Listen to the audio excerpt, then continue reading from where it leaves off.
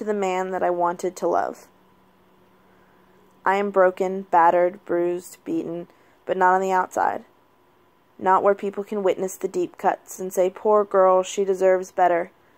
But instead, my wounds are much deeper, causing damage from the inside.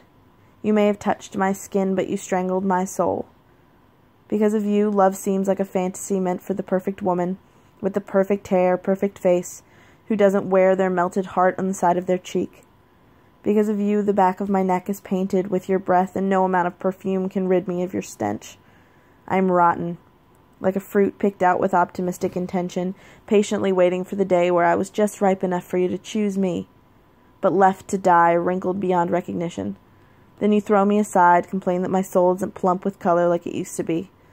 But don't you realize you did this to me? When I walked into your legalistic, critical world, I was filled with the sweet juice of hope, so ready to be bitten, ready to nourish a soul and be planted in a safe garden, free to entangle my roots in yours, but instead you strangled me.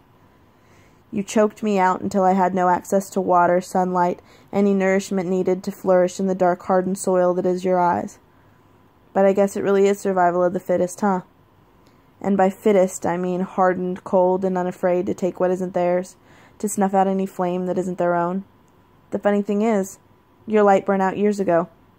It was blown out by the harsh words of a dominant father and never re-sparked by the fierce flame that is your mother from fear of losing her own vibrant flicker. Your wick became shriveled and dusty, buried deep within your long, hardened wax. If only you would let me burn. I spent months melting away your hard exterior, attempting to regain the dancing spirit that only I could see buried behind your eyes. I could have loved you, given you all of my warmth, but instead your envy and pride made my light anger you. You hid so far beneath your surface that my light couldn't reach. You watched as every attempt I made to save you turned me into you. You chose to bring me down to your level rather than letting me breathe life into your cold, dead skin. All you needed was a little faith. Now you're left lifeless with no one left to redeem your dry, brittle ashes. I think of you sometimes. A body of water, of memories floods in, salty like the Dead Sea. That's just what it is. Dead. God intended for water to be a source of life, to be soaked up by any and everyone it touched, but instead you tainted it with your words.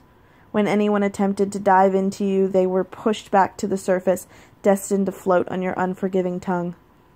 One day I hope you choose to let someone pour into you, fill you until you spill the love and soft, sensitive interior that I knew always sat at the bottom of your empty glass.